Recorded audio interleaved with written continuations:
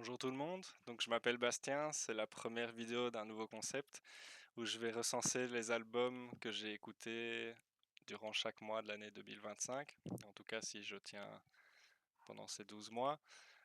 Ça va me servir entre autres à revenir écouter ces vidéos et me souvenir des sons que j'écoutais à une époque précise. J'aime bien le concept et puis si ça peut permettre à certaines personnes de découvrir des albums qui leur plaisent, ben c'est tant mieux. C'est pour ça que je publie la vidéo, même si elle sera sans doute pas beaucoup vue ni écoutée. Et je suis désolé pour la qualité du micro. Alors, le premier album avec lequel on va commencer, c'est celui de Milan W, j'imagine que ça se dit. Donc, c'est un style ambiant, expérimental, mélancolique. D'après ce que j'ai compris, le chanteur vient d'Anvers. C'est très planant, mais du coup, c'est assez répétitif. Le gars a une très belle voix, mais il a l'air un peu trop déprimé pour moi. C'est pas l'énergie que je veux dans mon quotidien. Par contre, c'est un chouette album pour s'endormir, et c'est pas péjoratif quand je dis ça. Je vais m'intéresser au reste de sa discographie, et voilà, dans l'ensemble, j'ai apprécié. Après, c'est pas pour tous les jours. Je vais pas trop m'attarder sur les albums parce qu'il y en a 10 et j'ai pas envie que la vidéo dure trop longtemps. Le deuxième album, c'est Helado Negro, l'artiste. Donc je me suis renseigné, c'est de l'avant-pop musique. Je dois creuser le sujet parce que je ne comprends pas trop ce que ça veut dire. C'est un chanteur équatorien, chanteur-musicien, qui vit à Brooklyn.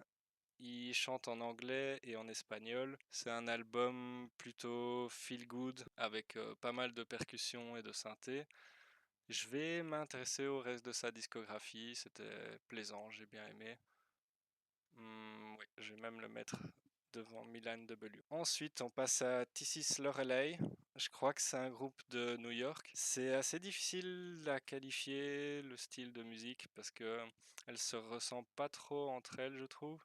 Il y a de la pop, de la folk intimiste, un peu de country. J'ai l'impression qu'ils veulent aller dans le feel good de l'innocence adolescente et ben ils cherchent un petit peu le mignon, mais j'ai pas trop adhéré parce que je sais pas, ça m'a pas trop touché, même si le chanteur n'a pas une voix niaise. Apparemment, les paroles valent le détour. Peut-être que c'est mon niveau d'anglais qui a limité mon appréciation.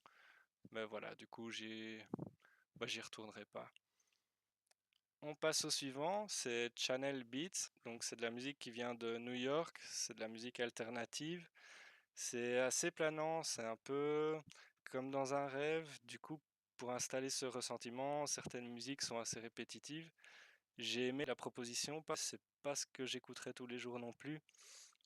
C'était un chouette voyage, mais je vais pas le refaire, ou en tout cas pas beaucoup de fois. Voilà, c'était bien, mais bah, j'ai dit ce que j'avais à dire là-dessus.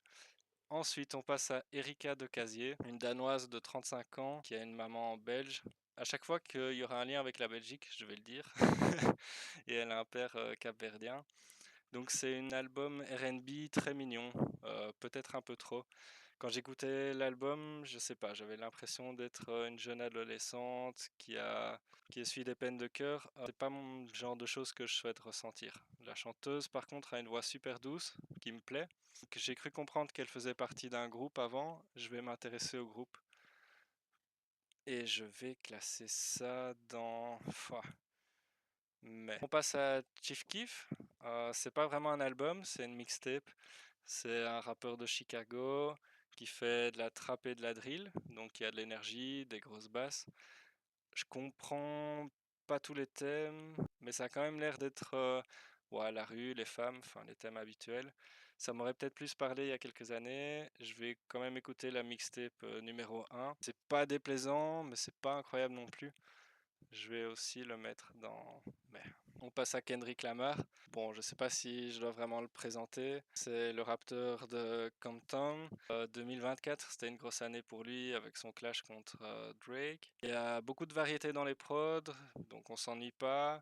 Évidemment, toutes les chansons ne parlent pas, mais c'est normal, dans un projet, tout peut pas parler.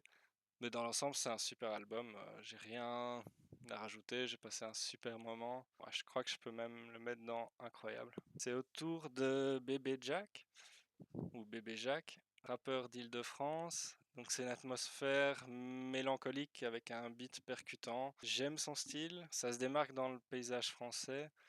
Évidemment, encore une fois, tous les textes ne me parlent pas, mais l'intensité mise dans ses sons est appréciable. J'espère juste que dans ses prochains projets, il va pas tourner en rond, mais en tout cas pour l'instant, j'aime vraiment beaucoup. Donc je vais le mettre dans super. C'est au tour de Mdou Mokhtar.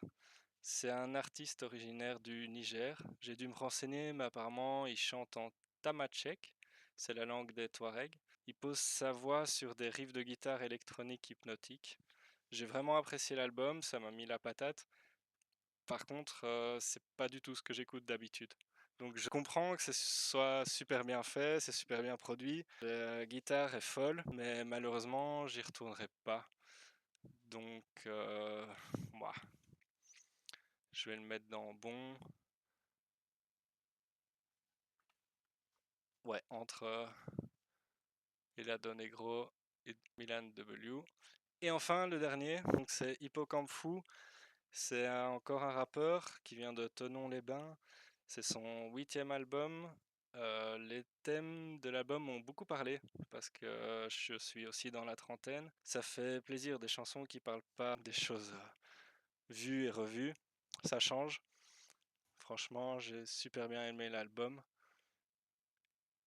et je le classe du coup dans super. Ça va, je suis quelqu'un d'assez logique. Voilà, la vidéo est terminée. En description, j'ai mis les chansons qui ont rejoint certaines de mes playlists. J'imagine que le format est amélioré, c'est une première vidéo. Ben, faites-le moi savoir ou pas. Si tout le monde s'en fout, c'est pas grave. Allez, bonne journée.